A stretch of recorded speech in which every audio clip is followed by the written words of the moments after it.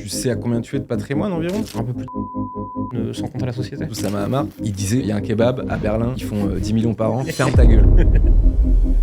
Le français moyen est râleur, le français moyen est réac, le français moyen est très assisté. Je crois pas que les hommes et les femmes fassent du business de la même façon, mais je crois qu'ils ont beaucoup à s'apprendre. Moi, 55% de mes clients sont des hommes. Et moi j'ai 70% de femmes, même plus. De femmes? On va faire un Reels putaclic. Aujourd'hui, il y a tout le monde qui pense que la franc-maçonnerie domine allègrement le monde et qui se réunissent pour comploter. En fait, qu'est-ce qui se passe? Quand t'as parlé de théologie pendant 20 ans assis à côté du même mec, le jour où t'as besoin d'un service, il te le rend. Il y a des gens normaux, ils en ont marre de leur vie, ils veulent la changer. Leur but dans la vie, c'est faire un métier qu'ils aiment et traîner en babouche à la maison en jogging. Moi, je m'adresse à ces gens-là. Salut le boss. Hello, comment on va? Bonjour à tous. Aujourd'hui, j'ai le plaisir de recevoir Jérémy Coleman. Dans ce podcast, ça fait longtemps qu'on n'a pas tourné dans Les Rois du Scale. Jérémy, on se connaît depuis... on se suit à peu près depuis 3 ans. Ouais. Ça fait un moment qu'on devait s'interviewer, se voir. Là, tu passes à Lisbonne, donc ça me fait très très plaisir de t'accueillir aujourd'hui. Très, très content d'être là. Le studio, il déchire. Il est franchement très très cool. Donc si les gens ils passent à Lisbonne, faut venir enregistrer ici. C'est Au vraiment studio bien. The Creators, ouais. Et j'en ai fait quelques-uns des studios et franchement, beau boulot. Ouais. Ouais. T'en as fait combien des studios? 4-5 je pense déjà. Ok. Un truc comme Et ça. c'est le mieux, le plus beau pour toi? Niveau décor déjà, ouais, 100%. Ouais. Après, sur la technique, j'y pompe rien moi. Donc, Ouais. Eh ben, écoute, ce que je te propose, donc avant que je te fasse jouer un petit jeu, est-ce que tu peux me décrire, on va dire, qui tu es et comme c'est un podcast business, ce que tu vends? Ouais, bien sûr. Je m'appelle Jérémy Coleman, j'ai 35 ans, je suis marié, je suis papa, je vis en France, j'ai mes entreprises en France, je paye mes impôts en France. C'est important de le préciser à l'ère actuelle. Et aujourd'hui, je vends de l'accompagnement et du coaching, essentiellement pour les indépendants. Et en fait, la plupart des gens m'appellent coach de coach parce qu'on fait de la formation, de l'accompagnement et du coaching pour des coachs et des professionnels de l'accompagnement. Et aujourd'hui, c'est ça que je vends. Donc, je vends des offres de bootcamp. Bootcamp, c'est peut-être un peu léger. C'est presque une école en ligne, en fait, de 6 mois ou plus, où on leur apprend à développer leur activité grâce aux réseaux sociaux, en apprenant à développer des offres, en apprenant à utiliser les réseaux, en apprenant à vendre, etc. Ouais. Donc, par exemple, des coachs sportifs, par exemple? Ça peut être des coachs sportifs, ça peut être des coachs nutrition, des coachs santé, des coachs en développement personnel, des coachs en séduction, en amour. Ça peut être aussi des gens qui font de l'accompagnement pour apprendre la photo, de l'accompagnement pour devenir plus fort sur un truc. C'est globalement tout ce qui est formation, accompagnement, coaching sur des temps longs et à des prix relativement élevés. Ouais. Quand tu me parles de ça, j'ose même pas imaginer le con moyen qui a la critique facile, ce qu'il doit dire. Pyramide de Ponzi, etc. Ouais. Mais on a été attaqué de ça plein de fois. Et en fait, je réponds très simplement. Quand on me dit pyramide de Ponzi, si j'apprenais le marketing à des coachs sans compétences, qui eux-mêmes vont apprendre le marketing, etc., oui, ce serait clairement ça. Ouais. Et c'est un petit pourcentage du marché. Il ne faut pas le nier, ce serait mentir. Mais en fait, moi, je fais de la formation marketing et vente pour des coachs en dev perso, santé, nutrition, sportif, des trucs comme ça. Ponzi de quoi? Ils vendent pas la même chose que ce que je leur enseigne. Ils s'en servent pour leur business. Si je coachais des plombiers, ce serait pareil. En fait, il y a des gens normaux, ils en ont marre de leur vie, ils veulent la changer. Mais en fait, leur but dans la vie, c'est faire un métier qu'ils aiment et traîner en babouche à la maison en jogging. Et moi, je m'adresse à ces gens-là. Quand ils me voient, ils disent putain... marié, enfant, papa, traîne à la montagne avec son chien, se balade en jogging. Ouais, moi, je veux ça aussi dans la vie. Et en fait, j'ai aligné qui je suis vraiment, parce que tu vois, ça, là, c'est pas moi qui fais semblant, c'est justement moi qui n'a pas envie de faire semblant. Et en fait, il se trouve qu'il y a une cible qui répond à ça, et qui ne veut que ça. Et si moi, je me mets en Lamborghini orange, je perds des clients. Ouais. Mais tout de suite, je me fais allumer si je fais ça. Ouais, en bling-bling. Ouais, parce qu'ils ne supportent pas. Exactement, et surtout que... En fait, je pense que ces images-là sont aussi une projection de ce qu'est avoir de l'argent. C'est-à-dire qu'en fait, quand tu n'as pas d'argent, tu crois, ou tu peux croire qu'avoir de l'argent, c'est posséder des biens matériels de luxe. Ouais. Alors qu'en fait, tous les gens qui ont un peu d'oseille, même si à des moments, ils sont achetés une voiture ou des trucs, très vite, t'en reviens. Avoir de l'oseille, c'est tu fais deux caprices et demi. Ouais. Et en fait, le reste du temps, tu vis normalement. Et de temps en temps, t'abuses. Genre, de temps en temps, t'abuses au resto, de temps en temps, t'abuses en vacances, de temps en temps, tu vois, tu vas dépenser des sommes qui, pour le commun des mortels, ne sont pas normales. Mais le reste de l'année, tu vis normalement, en fait. C'est quoi abuser pour toi, au resto, par exemple? Ça dépend de ce que tu aimes manger. Moi, la bouffe, par exemple, tu vois, tout ce qui est gastro, étoilé, je ne m'intéresse pas en fait. Ça me gonfle très très vite. Je n'ai pas la patience. Là, les repas qui durent 4h30 où tu n'as rien dans l'assiette, là, je sors de là, j'ai envie de manger un tacos. Par contre, dans le bon cadre, je suis tout à fait capable de claquer plusieurs centaines, voire limite milliers d'euros pour du très très très bon vin pour une occasion. Okay. J'aime ça. Et ça, c'est un peu abusé, tu vois. Ça reste du pinard, c'est du raisin écrasé, tu vois. Et sous couvert de moi, je suis quelqu'un d'important, moi j'ai un palais, tu vas dépenser 1000 euros dans une bouteille de vin. Bah, c'est pas n'importe qui fait ça. Il faut déjà être un peu teubé et se dire financièrement, je peux, tu vois. Moi, j'aime les montres. Donc, de temps en temps, je vais m'en acheter une chère parce que j'aime vraiment ça. C'est quoi cher? Ça va, dans les montres, tu peux commencer à avoir des trucs un peu rigolos à partir de 10 000 euros et après, il n'y a pas de limite haute. Hein. Ouais.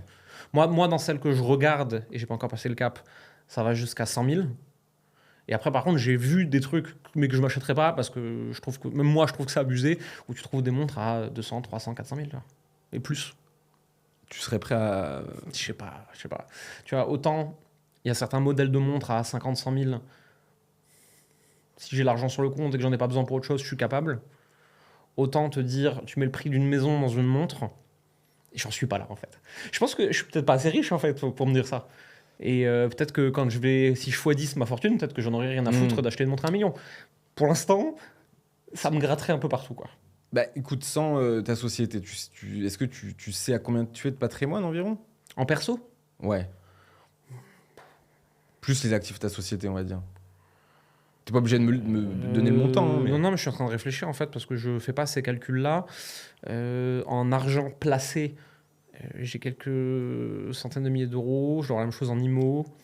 Un peu plus d'1 million de patrimoine, sans compter la société. Ok, d'accord. Je te propose de passer à un jeu. Ok? Alors, en fait, le jeu est simple, c'est un nouveau jeu. C'est oui-non. Alors, si tu sais pas dire oui-non, tu me réponds en moins de 3 mots, ok? Je te donne une phrase et tu me réponds oui-non. Ou alors une réponse en moins de 3 mots si tu n'arrives pas à faire oui-non, ok? T'es prêt? Vas-y. L'argent fait le bonheur. Non. J'ai de la fuck you money. Un peu. Tout le monde peut devenir millionnaire. En longtemps. J'aime le luxe. Oui. J'aime la France. Oui. J'aime les Français. Non. Les entrepreneurs sont trop taxés. En perso, non. En pro, oui. Il y a assez d'accompagnement des entrepreneurs en France. Non. Le niveau d'entrepreneuriat à l'école est bon. Non. Les écoles de commerce préparent l'entrepreneuriat. Non. Tout le monde a besoin d'un coach. Oui. On peut devenir millionnaire sans coach. Oui. On a besoin de plus de coachs. Oui. Le niveau de coaching en France est bon. Oui. Ok. Je développerai après si tu veux. Hein? Je développerai après le jeu si tu veux. Bah écoute, c'est bon. Est-ce qu'il y a des choses sur lesquelles tu veux rebondir? Le niveau de coaching en France. La moyenne est pas bonne. Mais on a quelques coachs extraordinaires en France. Et en fait, c'est juste qu'on les connaît pas, ou qu'ils s'adressent pas à des gens comme nous, ou qu'eux savent pas se mettre en... Il y a plein de trucs, mais on a quand même de très très très bons coachs de CEO, d'entrepreneurs en France. Ça dépend de ce que tu vas chercher. En fait, le problème déjà, c'est le distinguo sur les mots. Il y a coach, mentor, formateur, consultant, c'est pas la même chose, tu vois. Et en fait, est-ce qu'il y a de très bons mentors business en France? Non. Par rapport aux US, en tout cas, sans commune mesure. Est-ce qu'il y a de bons coachs en France? Oui. Mais un coach, c'est pas quelqu'un qui a déjà fait et qui te montre comment faire. Un coach, c'est quelqu'un qui a l'habitude de ce qu'ils veulent faire et qui t'aiguille pour trouver comment faire tout seul. Pas la même chose. Des bons coachs, il y en a. Moi, j'en connais plein. J'ai été accompagné par certains, j'en connais d'autres. Des bons mentors, on en manque en France. Mais parce que statistiquement, on est une plus petite population que les US, avec une culture moins entrepreneuriale, et donc, au niveau juste des chiffres et des stats, il y a moins de personnes compétentes, quoi. Plus le fait qu'on les fait fuir et qu'ils partent tous aux US. Ça, c'est un autre débat. Tu m'as dit, j'aime la France, mais pas trop les Français. Ouais, alors j'aime la France parce que c'est un pays magnifique, et même si part un peu en couille à plein d'égards actuellement, ça reste un pays que j'aime beaucoup et que pour l'instant, en tout cas, je ne quitte pas et que je ne veux pas quitter. Le français moyen est râleur, le français moyen est réac, le français moyen il est un peu trop à gauche, surtout quand c'est pas avec son argent. Le Français moyen, il va dans la rue pour aller pour un oui, pour un non, parce qu'il confond une chance et un droit divin. Et le Français moyen est très assisté. Donc, ce Français moyen-là, et je ne parle pas là de classe sociale ou de quoi que ce soit, je parle juste de la moyenne des Français, je suis pas fan. Et j'ai vu des gens très riches être très cons comme ça.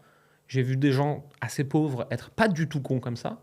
Et avec toute une myriade de grilles, de nuances au milieu. Le Français moyen tel qu'on le dépeint aux informations, non, je suis pas fan. Non. Est-ce que c'est... Tu vois, il y a eu des élections là, récemment. Alors, je suis pas fan de parler de politique. La gauche est devenue quand même très minoritaire en France. Ouais, et c'est très triste ce qui se passe dans toute l'Europe actuellement. Et sans être très au fait de la politique, je juste observer ça en tant qu'humain. Tu vois, donc ce que je vais dire là ne vaut pas plus qu'un humain qui parle. Je suis pas meilleur que les autres. Quand tu vois que, parce que crise économique, parce que inégalité, parce que c'est la faute de l'immigration, etc., on a une extrême droite qui monte et une gauche qui descend. Historiquement, si on regarde les 500 dernières années, ça n'a jamais amené des bonnes choses pour un pays. Ça m'inquiète. Mais de manière générale, en fait, tout extrême qui prend de la place dans un pays, que ce soit l'extrême gauche ou l'extrême droite, m'inquiète. Je vais te parler d'un tout autre sujet, qui est lié à ce qu'on a vu là.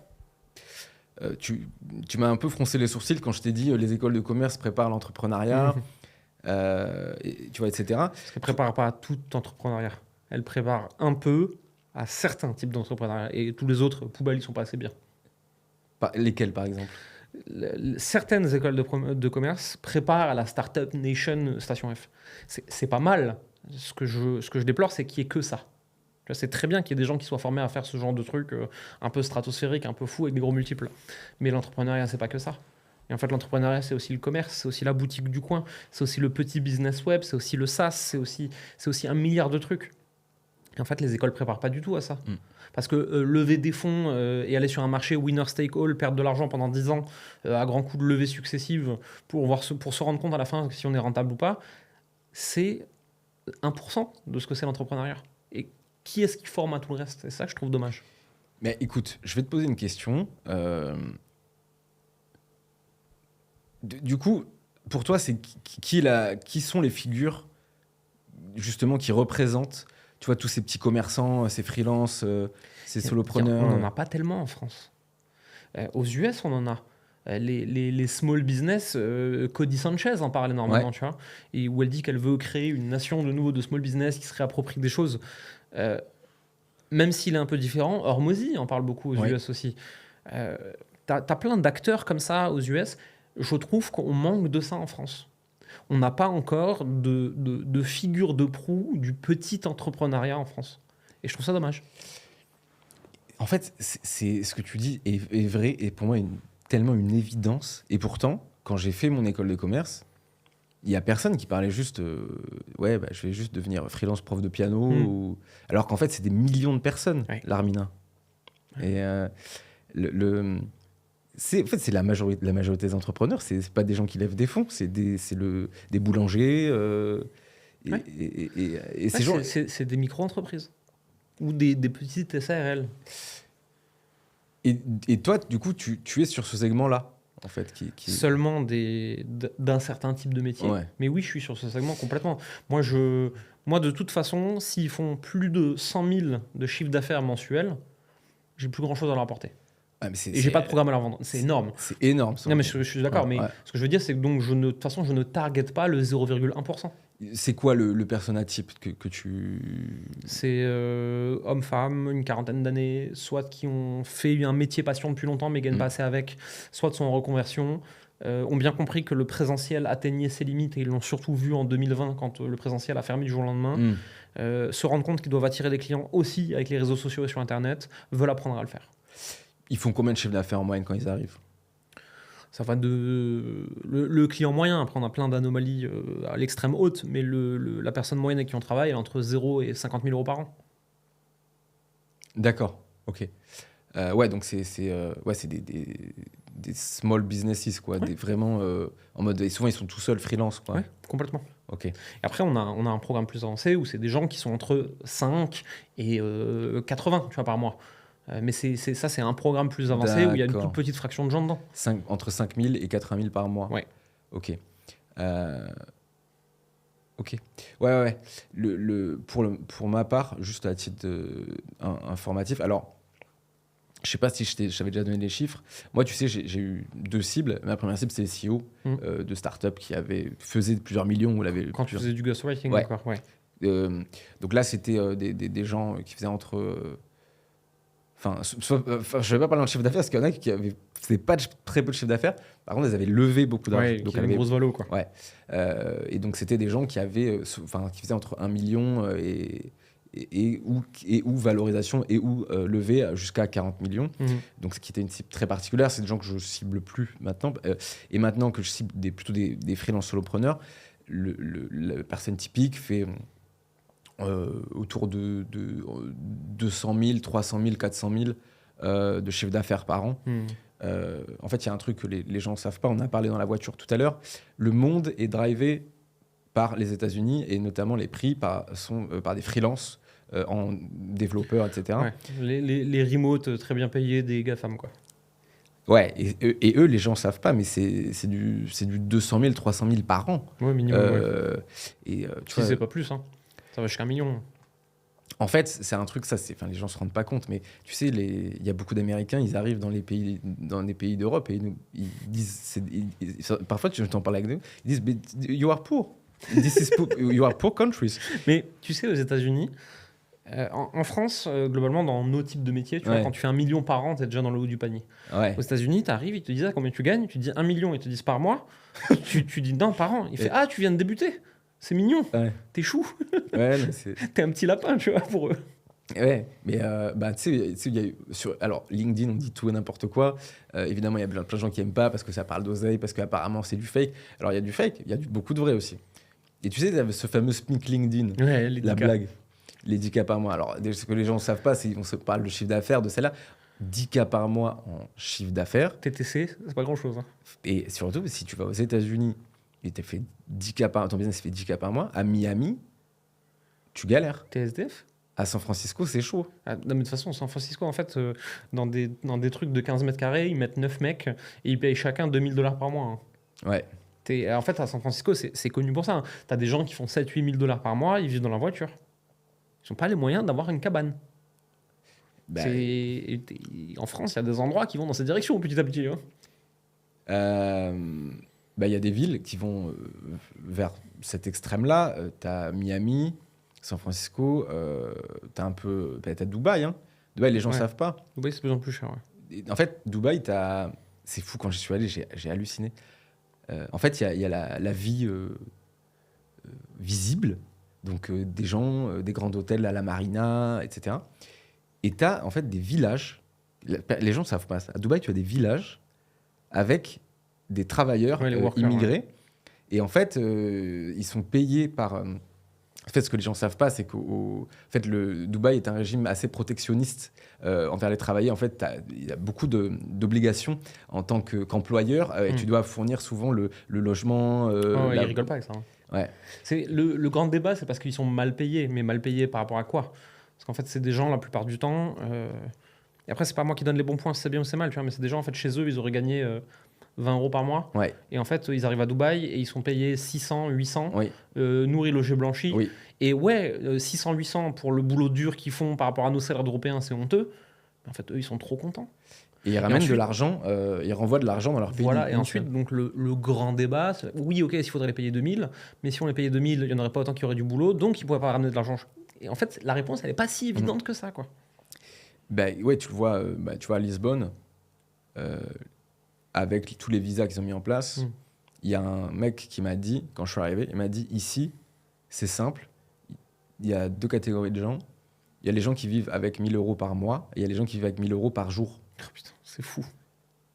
Tu vois ? Ici, les service workers, le salaire moyen, il est autour de 800 et quelques. Donc, tu as plein de service workers.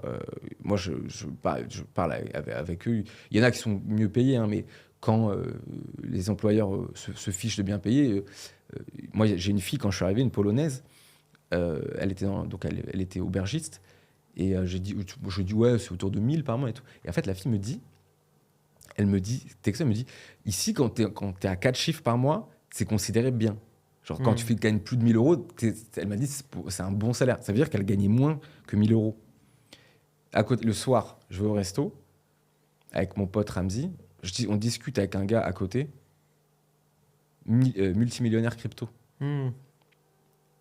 La crypto a rebattu les cartes, hein, parce que t'as plein de gens qui, sur un petit coup de poker, t'as des gens qui ont été visionnaires, qui ont travaillé, qui ont monté des projets, qui sont des gens hyper compétents, etc. Mais t'as aussi plein de gars qui, sur un petit coup de poker, parce qu'ils ont mis 1000 balles dans un jeton à la con, se sont retrouvés avec 2-3 millions, tu vois. Et ensuite, ils sont partis dans un pays offshore, ils ont été défiscalisés, et puis voilà, tu vois. Bah écoute, ouais, et toi, tu te situes où alors géographiquement? Je suis dans le sud-ouest, moi, en France. Dans un endroit relativement préservé et relativement cher. J'ai vécu à Paris, moi, pendant 7 ans, 8 ans. Avant ça, j'étais à Strasbourg. Ouais. Paris, ça s'est dégradé. Strasbourg, ça s'est dégradé. Le sud-ouest, c'est encore un endroit très protégé. Mais de manière générale, j'ai l'impression que toute la côte ouest de la France, c'est assez protégé encore, quand même. Mais t'as les prix qui vont avec, ouais. Ça reste assez cher. Ouais, où ça monte. Chez mon père, ça monte. Ouais, mais parce que en fait, t'as des gens du monde entier qui ont fait « mais c'est sympa là-bas, il fait beau, il y a la mer, il y a la montagne, les gens ils sont cool, il n'y a pas trop de criminalité. Bon, bah on va acheter des maisons. » Et en fait, dans le sud-ouest au Pays Basque, en fait, t'as des Basques qui peuvent plus se loger, qui sont obligés de faire des manifs pour que l'État légifère. Parce que quand tu vas dans des villes un peu balnéaires, genre Saint-Jean-de-Luz, Cibourg, des trucs comme ça, t'as 55% de logements vacants l'hiver. Oui, il n'y a personne l'hiver. Et moyenne d'âge, 57 ans. La dernière fois que je vais regarder. Et donc, tu te dis, ok, ouais, non, il y a un problème, en fait. Mais de manière générale, l'inflation, le remote, la mondialisation, etc., créent des problématiques de logement et de prix pour plein de gens qui ne sont pas digitalisés comme nous, qu'on va voir venir de plus en plus dans les prochaines années et qui vont poser problème. Et au même titre que mes clients se sont rendus compte en 2020 que, ah merde, on ne peut plus travailler parce qu'on n'a pas Internet, mais en fait, tu as des gens qui vont plus pouvoir se loger ou qui vont devoir se déplacer mais changer de métier. Toi, tu es parti à Lisbonne. Oui. Ça n'a rien changé à ton business? Si. Pour comment ça?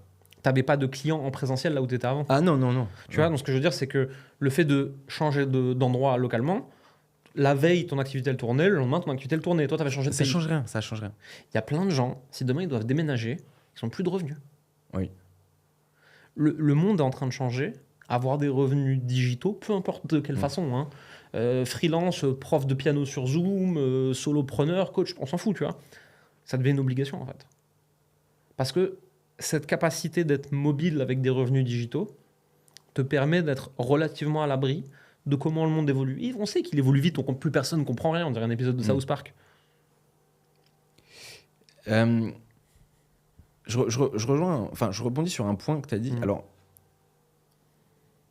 moi, avec ma coach, un des points sur lesquels je l'avais prise, sur laquelle on a beaucoup discuté, c'est ce qu'on appelait du design de vie géographique. C'est-à-dire, en fait, à un moment dans ma vie, avec le remote, et vu que en fait, je pouvais avoir un business de partout, du coup, un jour, je me suis posé la question, mais je me suis dit, mais en fait, tu peux vivre partout, Thibaut.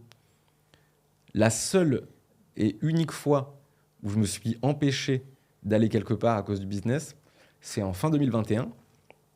J'ai eu une petite pas crise, mais une petite remise en question. Et je me suis dit, pars dans un endroit genre qui va te mindfuck. J'avais hésité entre deux pays. J'avais hésité entre le Japon, qui est un de mes pays favoris. J'avais hésité avec Hawaï. Je me suis dit, va faire un tour à Hawaï. Et en fait, la seule raison pour laquelle je ne suis pas parti à Hawaï, c'est le décalage horaire. Parce qu'en fait, je crois, il me semble qu'il y avait 12 heures. Ouais, en fait, quand tu as 12 heures de décalage horaire en avance sur la France, ben, tu peux quasiment jamais faire de réunion. C'est bien. Hein? C'est bien, plus de réunions, plus de problèmes. Ouais. Et du coup, le seul truc, je me suis dit, les seules réunions que je peux faire, c'est des réunions à 9 heures en France. Ouais. Et du coup, c'était à 21 heures Et il y en a qui font ça, notamment de l'autre côté, quand ils sont en Thaïlande. Tu vois. La Thaïlande, si tu bosses avec la France, tu as toute ta matinée en Thaïlande, c'est encore la nuit en France, tu es tranquille. Ouais.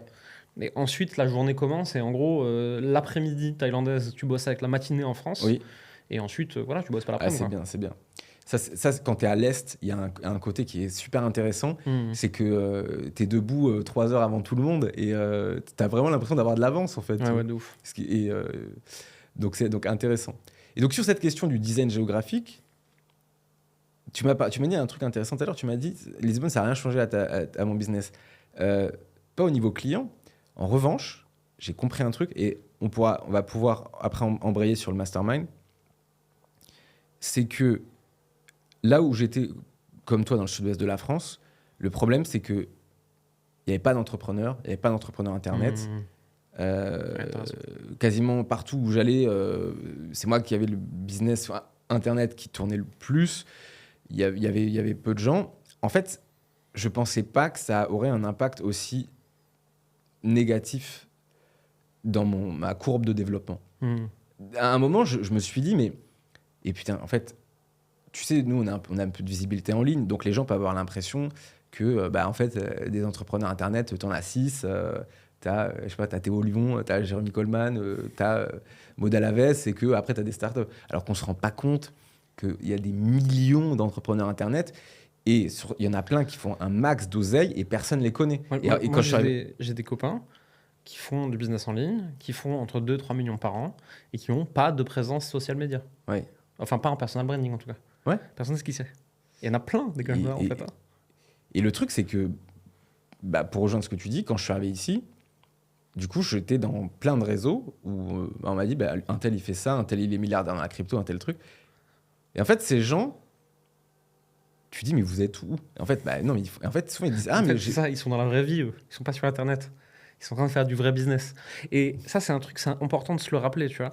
Moi, j'aime bien faire des blagues en disant, ouais, on n'est pas chirurgien, tranquille, détends-toi. Mais en fait, plus que ça. Il faut se rendre compte que pour avoir le droit d'être traité de small caps, les plus petites capitalisations boursières d'entreprise, c'est 250 millions. Ouais. On est des micro-mouches, en fait. Ouais, on a un peu de présence Internet, et ouais, on est dans des tout petits microcosmes, donc on est très vite très connus. Mais en fait... ok, moi je vais faire 2 millions de CA cette année. En fait, à l'échelle des entreprises qui existent en France, si on n'enlève que Internet, coaching, vraiment les entreprises en France, 2 millions de CA par an, c'est pas impressionnant en fait. 2 millions par an? Ouais, c'est non. Il y a plein d'entreprises françaises qui font beaucoup plus que ça. Oui. Mais oui, pour des petits business en ligne, c'est beaucoup. Mais si tu élargis un petit peu ton spectre, on est tout petit. Et ça fait du bien de le savoir. Ouais. Et je me rappelle, il y avait une phrase d'Oussama Hamar. Il disait, en fait, c'était quand il était à The Family, et puis il y avait une boîte qui faisait un peu trop les fanfarons. Et un jour, il a dit, il y a un kebab à Berlin, ils font 10 millions par an, ferme ta gueule. Il a dit, ferme ta gueule. Genre à aucun moment que tu fais 1 million, 2 millions, à aucun moment il y a toujours un kebab à Berlin qui va t'éclater. Tu vois. Bien sûr. Et j'avais kiffé toujours l'humilité. Jamais se croire arriver, on est des micro-mouches. C'est ça. Du coup, je reviens sur... on va plus parler peut-être là de la philosophie des accompagnements, parce qu'en fait, on tend finalement à se rejoindre un petit peu sur le fait de se rendre compte qu'en France, dans la sphère francophone, il n'y a pas assez d'accompagnement de qualité des profs de piano, des coachs, des entrepreneurs du quotidien, des petits commerçants du web. Et il se trouve que on a des problèmes d'accompagnement et on finit par avoir ces fameux mastermind. Est-ce que tu peux me donner éventuellement une définition d'un mastermind business? Un mastermind business au sens où toi tu viens de le lancer, moi je suis membre de certains, etc. et on en a aussi. C'est un regroupement d'entrepreneurs qui fait globalement le même métier, qui est globalement sur les mêmes ranges de CA et qui va profiter du cerveau collectif et de l'expérience de tout le monde pour progresser ensemble. Et ce qui illustre le mieux qu'est-ce qu'un mastermind, c'est un des éléments qu'il constitue, c'est le fameux hot seat, où tu as une personne qui vient au milieu, entre guillemets, tu vois, symboliquement, qui expose une problématique, et tu as tous les gens présents, qui sont compétents sur plein de trucs différents, qui vont essayer de l'aider à résoudre cette problématique, avec des conseils, avec des questions, etc. Un mastermind, c'est ça. Je suis CEO de ma boîte, je suis souvent tout seul, D'un coup, j'ai 25 mecs compétents aussi, alors 25 mecs et nanas, qui d'un coup viennent s'intéresser à comment faire croître mon business et vont pouvoir m'aider à le faire. Et c'est ça un mastermind en fait. C'est des gens qui font les mêmes métiers et qui s'entraident pour progresser. Ouais, j'aime bien cette idée de hot seat. En fait, je connaissais pas l'expression, mais du coup, je vais te l'apprendre. Et Melissa Griffin, donc une de mes coachs, m'avait parlé en fait de ça aussi, tu vois. En fait, elle me disait, elle fait monter quelqu'un on stage, souvent sur Internet.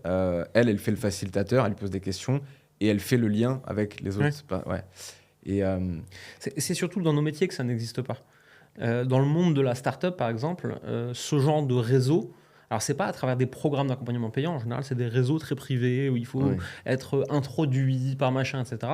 Mais tu as aussi comme ça des 10, 15, 20 personnes, CEO, qui se réunissent autour d'une table et qui bossent ensemble et qui se coachent et qui s'entraident, etc. Ouais.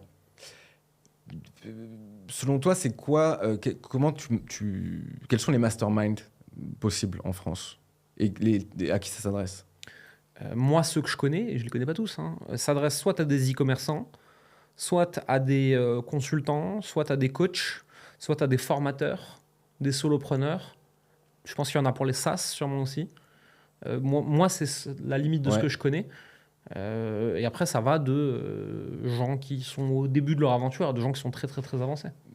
Parle-moi tu peux me donner des noms, tu vois. Oui, bien sûr. En France, moi, ceux que je connais, il y a Romain Collignon qui en a fait un. Donc, il y a le Mastermind 6 et 7 et le 7-8, mais il y a un autre nom, c'est pas Mastermind, je crois. 5-6, prépa. 5-6, je sais pas s'ils l'ont encore. Je crois qu'ils l'ont enlevé, mais ils l'avaient, oui. Tu as Gérald Faure qui a fait le Mastermind Entreprendre. Tu as celui que vous venez de lancer avec Kevin. Qu'est-ce qu'il y a encore en France? Il me semble que Enzo Honoré a fait un truc avec les e-commerçants. Ok. Alec en avait un avec Oussama aussi, je sais pas, je sais pas dans quelle mesure il y aura des prochaines éditions, mais j'ai fait partie du premier. Mais qu'est-ce qu'il y a encore? Nous, on en a un spécifiquement pour les coachs et pros de l'accompagnement, mais vraiment rien d'autre. Donc, on prend personne d'autre de l'extérieur. Il y en a sûrement encore d'autres que je connais pas en fait. Il y en a plein en fait. C'est à chaque fois des microcosmes. Tu penses que c'est un produit complexe quand même, le mastermind. Il faut beaucoup de maturité pour le prendre. Alors, il faut déjà être à un niveau assez avancé. Parce que si tu viens pour être sauvé, si tu viens parce que tu veux qu'on t'apprenne des trucs, si tu viens parce que tu sais pas faire, t'es pas au bon endroit. C'est plutôt des gens qui font quelque chose depuis longtemps et qui ont de l'expérience et qui ont besoin de petits déclics. Tu sais, c'est le fameux 1% de trajectoire. Un mastermind, tu vas payer entre 10 et 50 000 euros pour 6 à 12 mois. 99,9% des échanges ne te serviront à rien. Un jour, il y a une personne qui va dire une phrase, ça va te déclencher une idée, ça va changer la trajectoire de ton entreprise et tu vas faire x2. C'est ça que tu viens chercher dans le mastermind, c'est ça qui se passe, tu vois. Moi, je suis dans le mastermind, par exemple, de Gérald Faure, le mastermind Entreprendre. En 18 mois, j'ai fait 2 hot sites, dont un où je me suis juste fait gronder et ça ne m'a pas apporté de changement.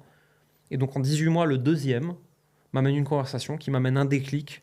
Il y a un mec du mastermind qui me dit « Vas-y, viens, on prend 1 heure, je t'aide sur un truc. » Et suite à ça, mon business, il x2. Et en fait, j'aurais pu me dire ouais, j'ai rien appris jusqu'à maintenant. En fait, je m'en fous. Je me suis fait des relations, j'ai tissé des liens avec des hommes et des femmes qui ont des entreprises en France. Vu qu'on s'est rapprochés, quand j'ai eu besoin, j'ai quelque part ouvert la porte à me faire défoncer sur des trucs. Et donc, j'ai pu progresser. Et en fait, il a suffi de 30 minutes sur 18 mois pour x2 mon chiffre d'affaires. C'est ça que tu vas chercher dans un mastermind, en fait. Ouais, c'est la fameuse règle du 1,60. Donc, pour les auditeurs, en fait, c'est une règle en aviation qui est que si un pilote se plante de 1 degré sur 60, donc juste 1,5% à peu près, en fait, l'avion, ce degré, il continue, il grossit. Et en fait, sur un trajet de milliers de kilomètres, tu peux arriver à 3000 km de ta destination prévue, en fait, juste parce que tu t'es planté dans la trajectoire initiale. Et c'est possible autant d'un côté positif que d'un côté négatif. Et c'est pour ça que parfois, il peut y avoir un petit truc, et en fait, ce petit truc, après, ça grossit, et ça peut créer, en fait, une avalanche. Mais pour ça, il va y avoir une sorte de mindset d'abondance, parce que c'est difficile de te dire, je vais peut-être faire 12 mois d'un mastermind, et en fait, il y a peut-être qu'une conversation à un moment de 3 minutes. Et tu vas chercher cette conversation. Mais qu'est-ce qui permet cette conversation de 3 minutes? C'est toute la relation que tu as bâtie avec les gens pendant un an, en fait. Il ne faut pas chercher à ce que chaque minute du mastermind compte. Il faut chercher à préparer le moment où la minute va compter. sais, on va faire un Reels putaclic. Aujourd'hui, il y a tout le monde qui pense que la franc-maçonnerie domine allègrement le monde et qui se réunissent pour comploter, pour décider de tout l'avenir du monde. En fait, qu'est-ce qui se passe ? C'est des hommes et des femmes qui se rejoignent plusieurs fois par semaine et qui parlent de comment devenir un meilleur humain, qui parlent de théologie, qui parlent du grand architecte de l'univers et qui parlent de plein de trucs comme ça. Et 99,9% du temps, ils font pas de business. Sauf qu'en fait, quand tu as parlé de théologie, de Dieu, de la vie, pendant 20 ans, assis à côté du même mec, et que ce mec-là, en fait, il dirige un pays, bah, le jour où tu as besoin d'un service, il te le rend. Et c'est comme ça que des choses se créent. Ouais. Ils se rejoignent pas pour comploter. C'est en fait, ça fait 20 ans qu'ils parlent de Dieu ou de la vie. Et en fait, un jour, il y a une connexion business qui se fait. Et un mastermind, c'est ça. C'est tu vas tisser des relations pendant des mois avec des gens sans savoir trop pourquoi. Si ce n'est, ça fait du bien d'échanger avec des gens qui sont comme toi. Et un jour, tu as besoin d'un conseil et tu peux l'avoir. Ouais, donc en fait, la franc-maçonnerie est une sorte de mastermind. Franchement, un petit peu. Ouais. Ou alors, ou alors on pourrait dire le mastermind, c'est un regroupement public, finalement, qui réunit les conditions de la franc-maçonnerie. Certaines conditions. T'as pas le même aspect religieux, c'est pas le bon terme, tu vois, mais spirituel, on va dire. Puisque mastermind, c'est business, tu vois, tu vas pour ça. Tu vas pas pour parler de la vie. Tu vas pour parler d'affaires. Du peu que j'en sais, c'est pas le cas de la franc-maçonnerie. Mais de même que si tu vas à l'église pendant 20 ans avec 5 personnes et qu'en fait, il y en a un qui est CEO d'une grosse boîte, vous allez finir par faire du business ensemble. Pourtant, vous n'êtes pas allés faire des affaires ensemble, vous êtes allés prier. En fait, c'est s'entourer des bonnes personnes. On a fait un épisode de podcast avec Kevin Dufresne sur le million ou rien qui s'appelle Comment parler aux inconnus, comment parler à tout le monde. Et il y a plein d'études tu sais, qui montrent, donc c'est-à-dire aujourd'hui, quels sont les endroits où tu te fais un ami ou tu vois, un amoureux, en gros. Et donc, en fait, il y a des stats tu vois, qui montrent qu'en fonction des époques, les endroits où tu te fais des amis ou des amoureux, c'est complètement, ça a complètement changé. Et donc, du coup, forcément, que tu as parlé de l'église, qui est super important, mais en fait, les gens oublient qu'il y a beaucoup de gens qui se rencontraient à l'église. Tu vois, c'était un regroupement communautaire. Tu vois, un tel essayait de se marier avec la fille d'un tel. Et bon, évidemment, maintenant, il y a moins l'église ou tous les autres sites religieux. Maintenant, les gens se rencontrent moins au travail aussi. Et il y a une stat qui, moi, m'a déprimé. C'est en fait je crois que c'est la moitié des couples dans certains pays se rencontrent en ligne. Et je trouve ça déprimant, tu vois. Mais ce qui montre qu'en fait, ces sphères traditionnelles où les gens se rencontraient, et notamment pour faire des affaires, vu qu'elles sont en déclin, on est en train de recréer artificiellement certaines sphères pour permettre aux gens de se retrouver. Il y avait beaucoup à l'époque, et même si c'est un peu misogyne, mais tu sais, tous ces clubs d'hommes qui venaient pour parler d'affaires, fumer des cigares, boire du whisky. Oui. On a de la chance aujourd'hui dans les masterminds, il y a des femmes, quand même, parce que ça serait un peu moins rigolo sinon. Et encore que, on est quand même surreprésenté en tant qu'homme, et c'est un peu chiant. T'as des stats ? Moi, les masterminds je peux te donner les stats des masterminds que je fréquente, mais t'as 80% d'hommes. Ok. Il y a vraiment une sous-représentation des femmes, et c'est pas faute de chercher à en faire rentrer. C'est juste que... Elles sont chez Nina Ramen. Peut-être, déjà. Mais non, mais en fait, je pense juste que statistiquement, il y a plus d'hommes que de femmes entrepreneurs. Ouais. Et donc, toujours statistiquement, il y a plus d'hommes avancés que de femmes avancées dans les entrepreneurs. Parce que juste, en fait, si tu en as 100 d'un côté et 10 de l'autre, tu en auras 10 et 1. Et ensuite, vu que les masterminds, il y en a plein, il suffit qu'elles soient un peu dispersées. Et donc, tu as cette impression que sur un mastermind de 60 personnes, tu as 5 nanas. Ça ne veut pas dire qu'il y a ce pourcentage-là de nanas qui sont brillantes en business. On en connaît tous les deux tout plein. Oui. C'est juste que sur un espèce d'échantillonnage statistique, ça crée ça, quoi. Ouais. Et c'est dommage. Ce serait intéressant parce que sur cette question épineuse business, femmes et hommes, certaines femmes m'ont dit je n'aime pas les programmes d'accompagnement exclusivement féminins. Parce que c'est pas mon truc, je veux être avec des hommes, je veux un groupe mixte, etc. Ce serait intéressant de voir, je sais même pas si ça existe, de voir qu'est-ce que ça donnerait un mastermind uniquement destiné aux femmes, tu vois. Parce qu'il y a des programmes comme ça. Aux États-Unis, t'en as plein, des masterminds et des programmes 100% féminins. En France, je sais pas. Moi, de manière générale, un truc qui exclut une partie de la population, j'aime pas ça, parce que je trouve qu'il y a plein de choses à apporter. Je crois pas que les hommes et les femmes fassent du business de la même façon, mais je crois qu'ils ont beaucoup à s'apprendre les uns des autres, tu vois. T'as cette espèce de truc yin-yang, tu vois. Ben ouais, moi, quand les femmes qui réussissent autour de moi n'ont pas la même façon de réfléchir et de voir les affaires que moi. Pour autant, moi, je peux leur apprendre des trucs, elles peuvent m'en apprendre aussi. Oui. Et en fait, tous ensemble, on peut s'élever, alors que si on se sépare, bon, ben... C'est bien, je vais être assis autour d'une table avec 10 mecs qui sont exactement comme moi. C'est bien, mais c'est pas très enrichissant au bout d'un moment. Non, je suis d'accord. En fait, c'est un sujet sur la cible. Prenons Kevin Dufresne et moi.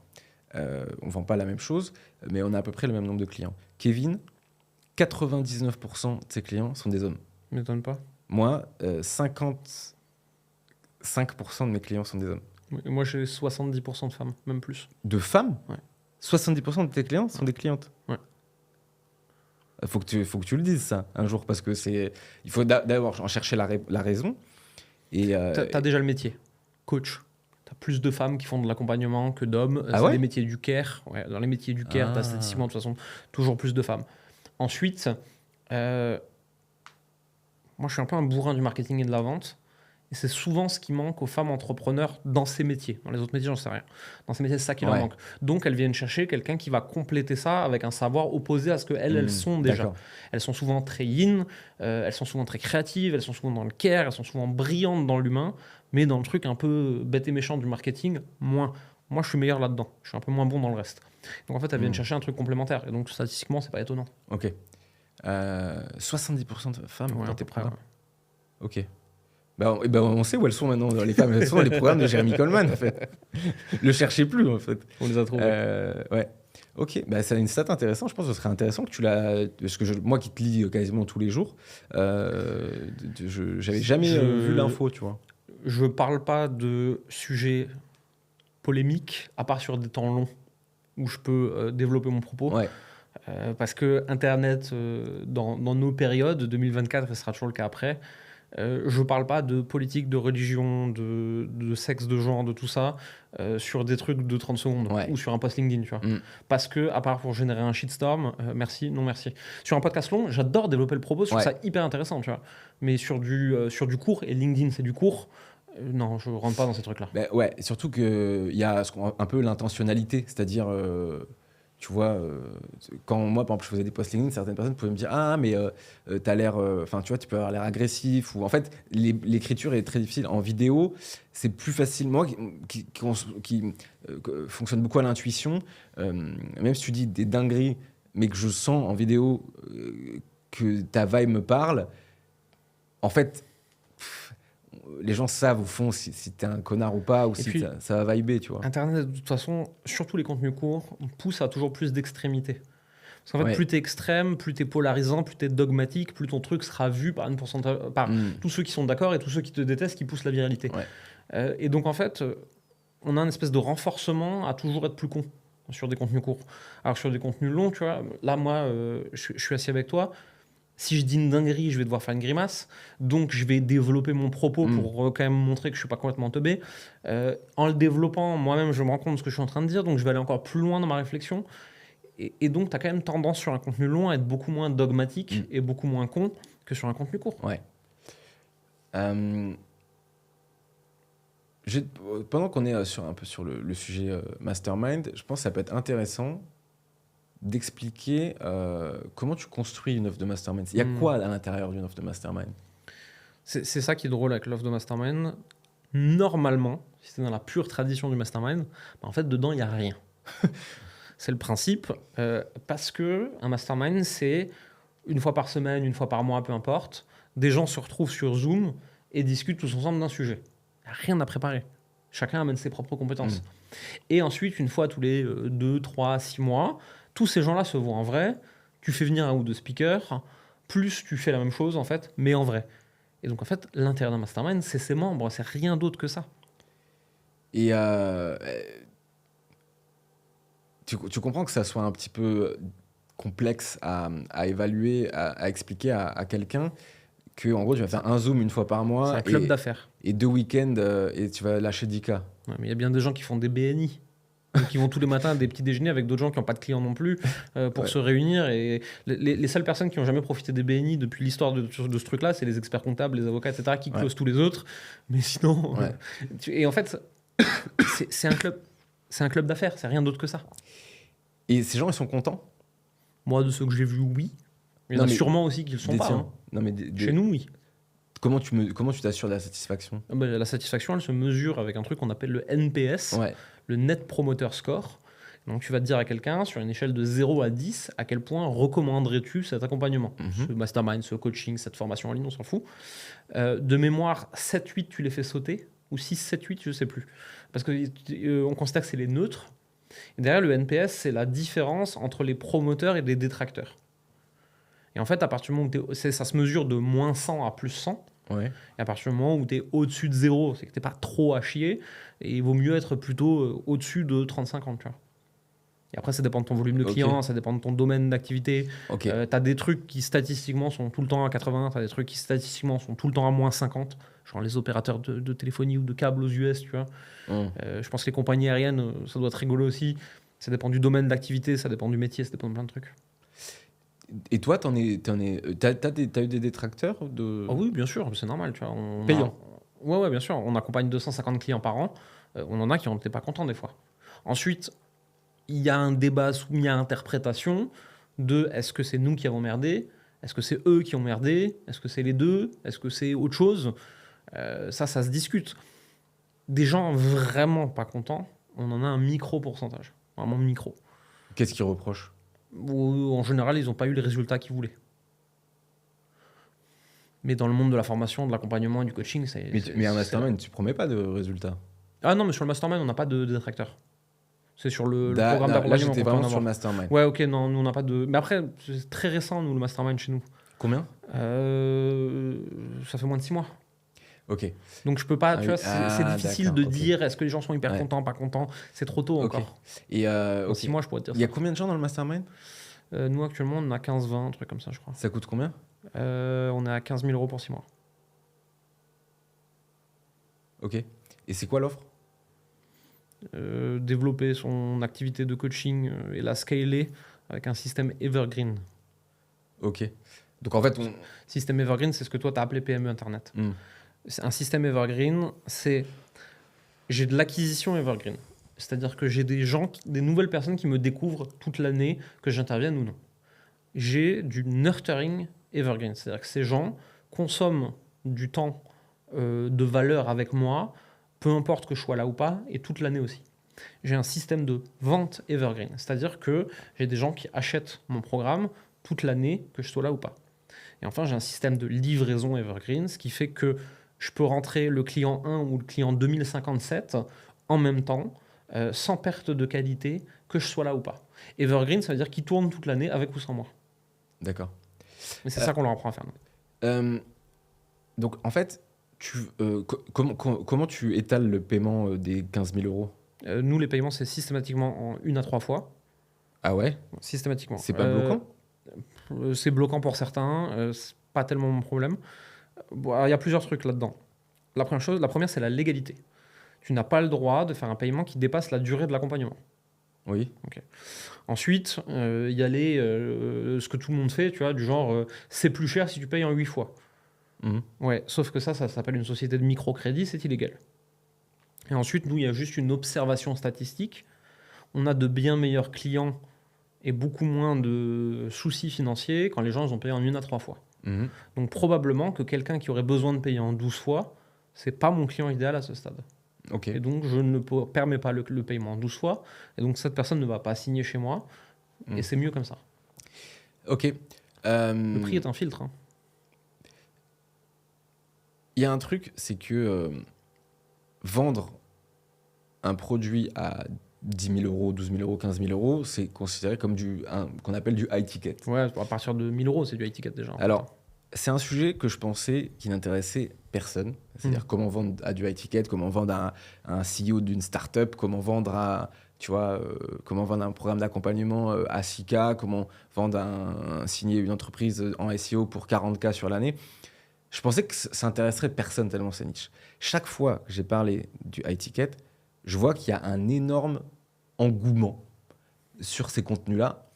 D'ailleurs, je vais peut-être refaire du high ticket. Qu'est-ce que tu pourrais donner comme conseil sur comment on vend un produit à 12 000 €, tu vois? Les cycles de vente sont longs. C'est seulement pour des personnes soit très avancées, soit qui ont un gros niveau de douleur.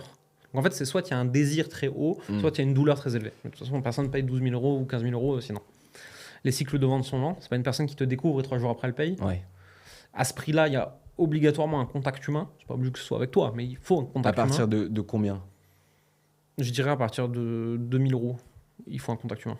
Ok. Enfin, c'est pas une obligation absolue, mais ça facilite quand même grandement les choses. Toi, tu m'avais acheté un truc sans contact humain, tu te rappelles? Ouais, j'avais fait ton bootcamp Ouais. LinkedIn. Ça t'avait plu? Ouais, c'était très cool. En fait, moi, c'était un peu biaisé mon opinion. J'avais forcément trouvé ça cool.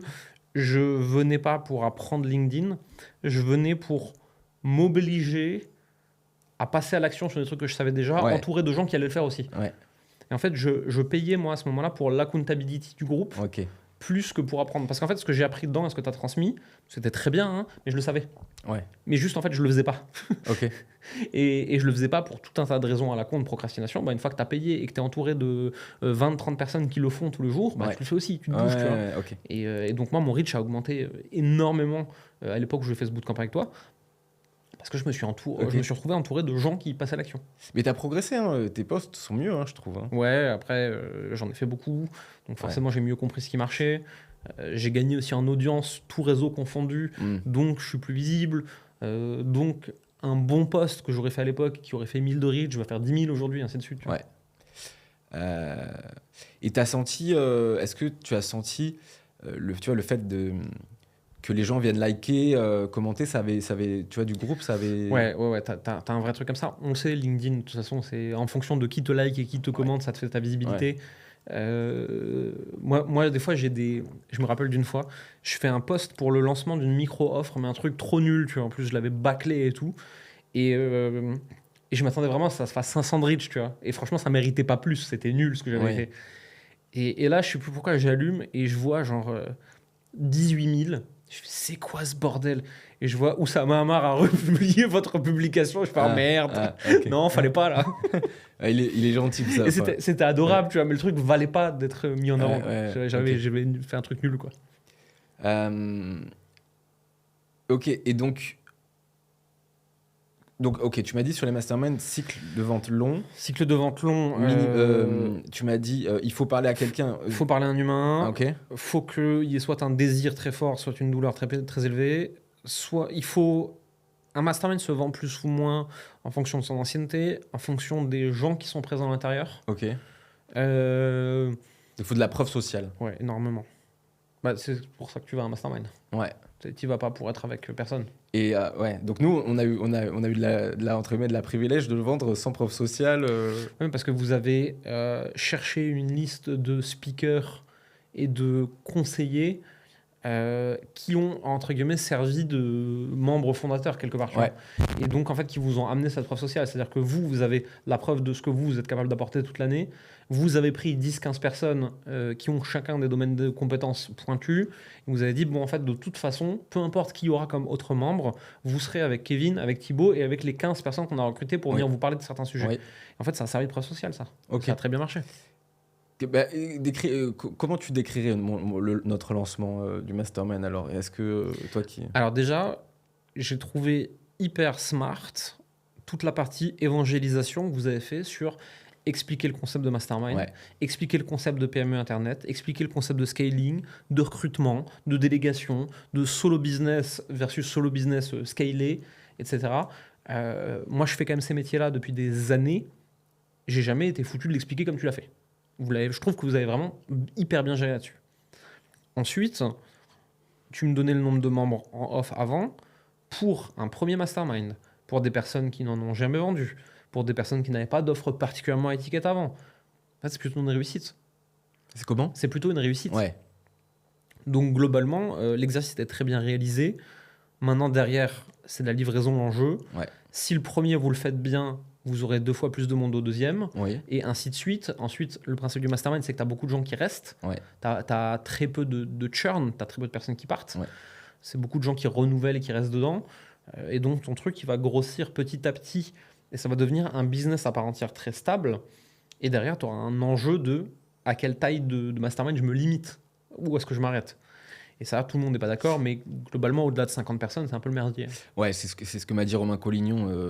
Il m'a aussi donné le chiffre de 50. Ouais. Alors, je vais pas donner ces chiffres parce que il m'a pas. Enfin, c'est pas qu'il m'a pas interdit, mais il m'a pas autorisé à les donner. Mais moi, j'avais des craintes parce qu'en fait, quand on avait dit oui, c'est max 50, parce que c'était Melissa Griffin qui m'avait dit max 50. Et en fait, évidemment, 50, tu dis c'est intéressant financièrement, mais c'est un bordel en fait. Tu n'auras jamais 50 présents à chaque événement.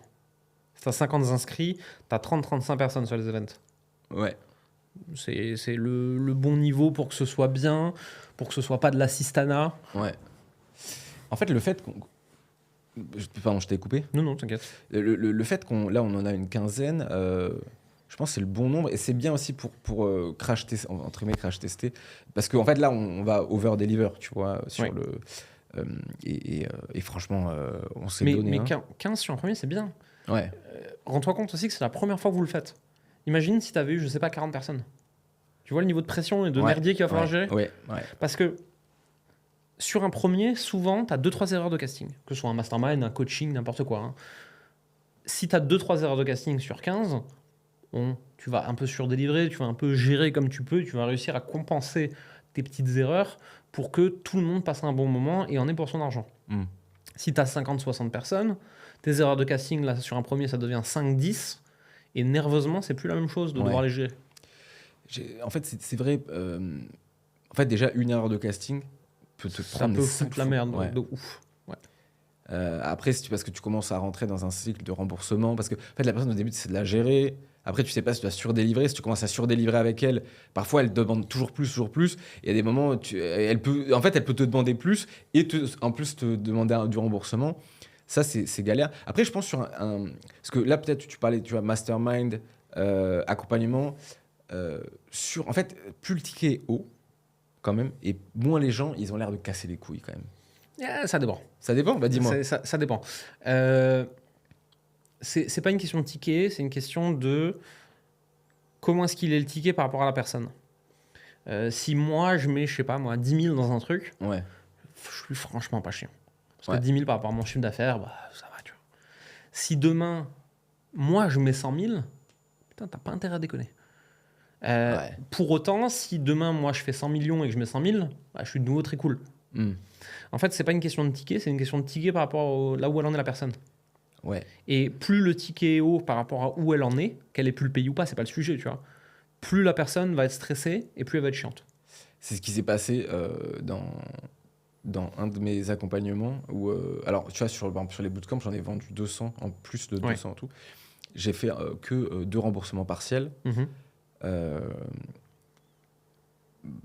En fait, je dois faire très attention à ça, mais j'ai remarqué un truc, et ça va à tout le monde, il ne faut jamais vendre quelque chose à quelqu'un de désespéré ou à quelqu'un qui, quand il l'achète, ça le met dans un stress financier parce que il va toujours chercher un ROI immédiat. Tu vois, il va tout regarder. Et en fait, la question financière devient compliquée. Et il y a une phrase, je crois, qui est quand tu achètes quelque chose, si tu ne peux pas l'acheter 2 fois sans être stressé, ne l'achète même pas une fois. Tu vois. La question du stress financier, ça dépend. Nous, on a des gens qui arrivent chez nous et c'est un gros investissement pour eux. Tu vois. Et pour autant, on a l'habitude, en fait. C'est notre métier, en fait. On sait le faire. Par contre, une personne qui arriverait chez moi, qui fait un investissement et qui me dit si dans 2 semaines je ne l'ai pas rentabilisé, c'est la merde. Ah bah non, viens pas en fait.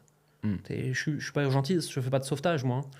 C'est un business particulier le sauvetage d'ailleurs. Voilà, dans lequel tu n'as pas envie d'aller. Non, et c'est pas le mien.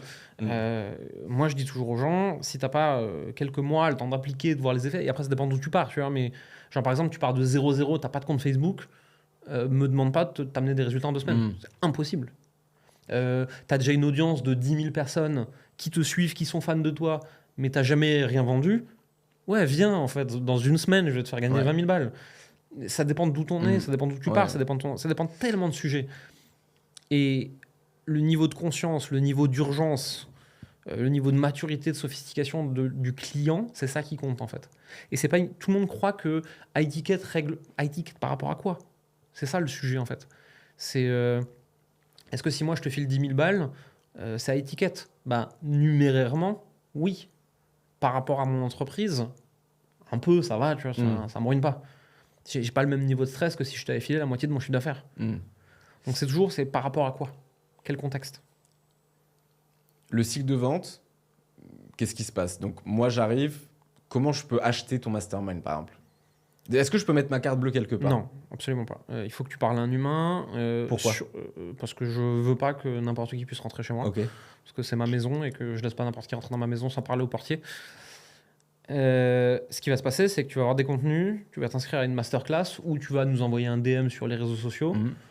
Certains, ils veulent pas se taper 1 heure de vidéo, ils en ont rien à foutre, ils veulent acheter. Ouais, c'est vrai. Et c'est ok, tu vois. Mais dans ce cas-là, on va lui donner un contact humain tout de suite et la personne va poser des questions pour qualifier, pour voir si tu es le client qu'on veut et si nous, on est les mentors qui peuvent t'aider, tu vois.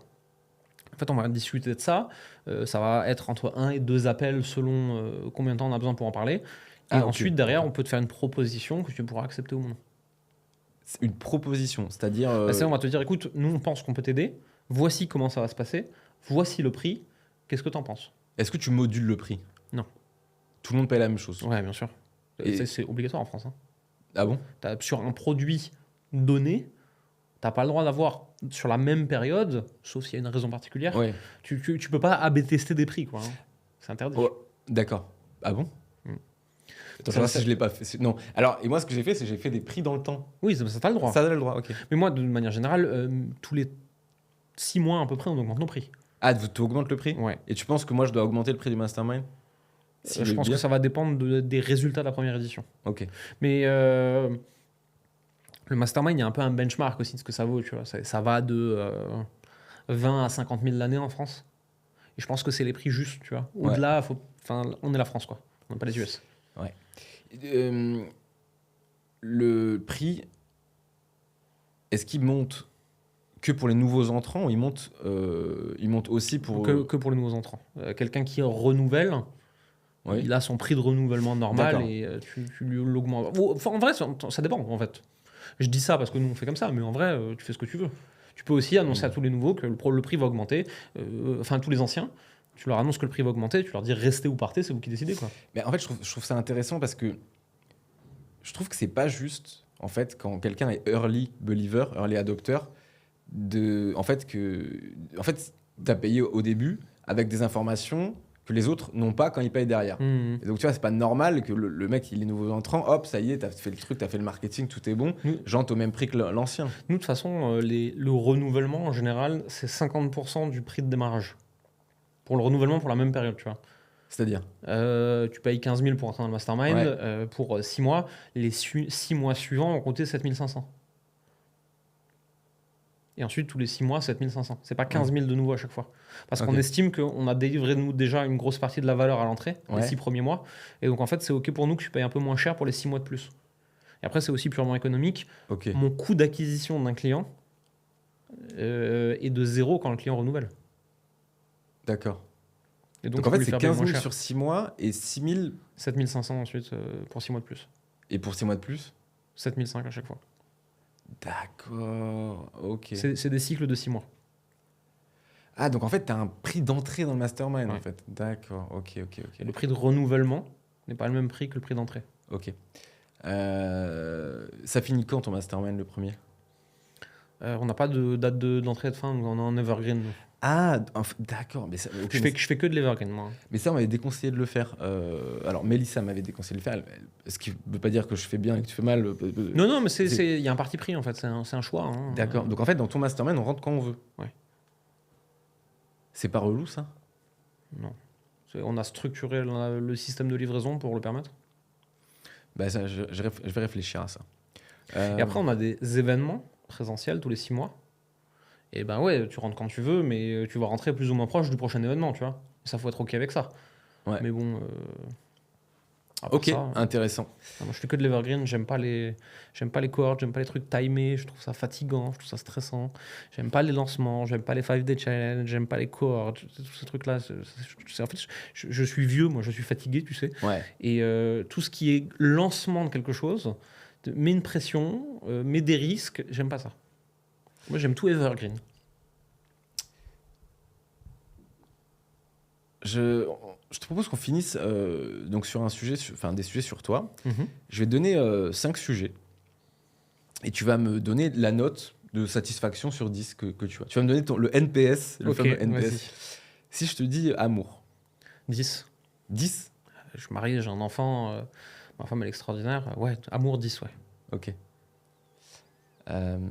Santé. 7 et en progression. Non, j'ai oublié de te dire, t'as pas le droit de dire 7. Ah putain. 7 n'est pas une note possible. Parce que tout le monde dit 7. Ouais. Mais en fait, si tu veux, 6, je trouve ça un peu light. Et 8, c'est un peu prétentieux. Bon, allez, on va aller un peu en dessous, on va dire 6, mais en Ouais. progression. Qu'est-ce que tu dois améliorer? Je mange pas encore aussi clean que ce que j'aimerais. Ouais. Je me lâche un peu des fois sur la bouffe quand même. Je bois encore un peu trop d'alcool. Ça me handicape pas au quotidien du tout, hein, mais Ouais. de manière générale, pour ma santé, j'en bois Ouais. encore un peu trop. Tu bois quoi? Bière, vin, champagne. Rarement des petits cocktails, mais de temps en temps, mais c'est assez rare parce que tous les alcools forts, je les supporte plus trop avec les années. Ouais. Donc c'est surtout bière, vin, champagne, cidre. Toutes les semaines? Ouais. Tous les jours? Non, période de gros rush de boulot, maximum une fois par semaine. Ok. Période plus light, ça peut être 2-3 fois. Ok. Tu fais du sport? 4-5 fois par semaine. Tu fais quoi? Salle, donc force athlétique, musculation, un truc comme ça. Courir, marcher, montagne. Street workout, c'était pas mal. Et alimentation, t'es comment? Pas ouf. C'est pas ce que j'ai le mieux. En fait, je mange pas des choses trop sales. Je mange plutôt des choses saines, mais je mange beaucoup. J'aime bien manger beaucoup. Ok. Tu manges matin, midi et soir? Midi et soir. Midi et soir. Donc Ouais, c'est jeûne intermittent. jeûne intermittent. Alors après, c'est pas parce que j'ai décidé de faire du jeûne intermittent. C'est juste que j'aime pas manger le matin. Ouais. J'ai l'esprit plus clair quand je suis à jeun. Et donc, je vais souvent pas manger avant 13-14 heures. Voir si j'ai des grosses charges de travail, je mangerai pas avant 16-17 heures le premier repas. Ok. Je jeûne assez facilement la journée. Ok. Si je te dis argent.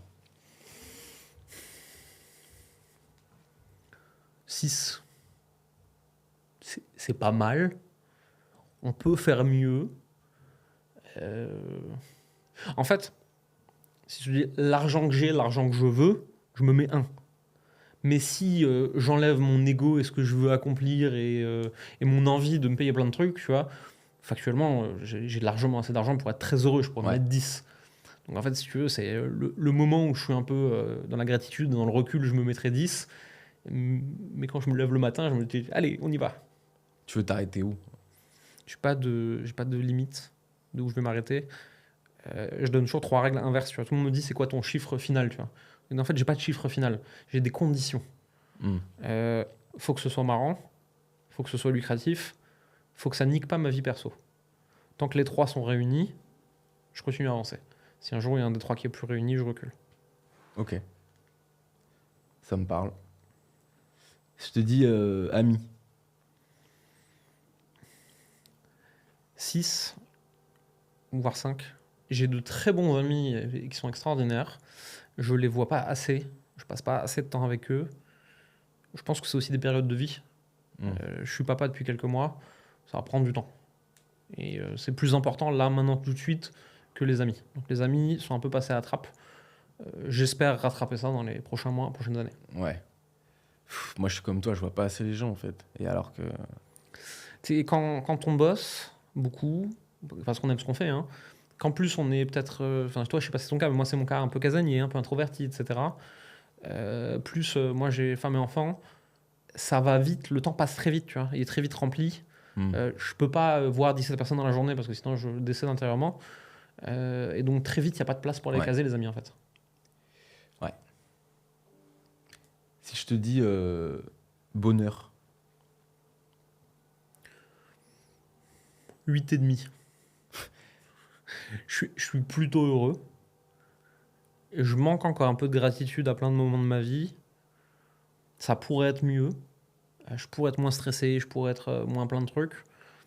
J'y travaille avec des coachs, avec des psys, avec ma femme, avec plein de moments de ma vie. Je suis dans la bonne direction, on peut toujours être un peu plus heureux. Mais au global, je suis quand même assez heureux. Ok. Bon, bah écoute, Jérémy, merci pour cette interview. Merci à toi pour l'invitation. Si les gens veulent te suivre, ils te suivent où? Un peu partout, hein, LinkedIn, YouTube, Instagram par exemple. Ok. Jérémy Coleman, bonne chance pour les plays. Il n'y a personne qui a réussi encore. Mais je suis un peu présent sur tous les réseaux, donc le réseau de leur préférence de consommation à eux, ils devraient m'y trouver, sauf Twitter et TikTok.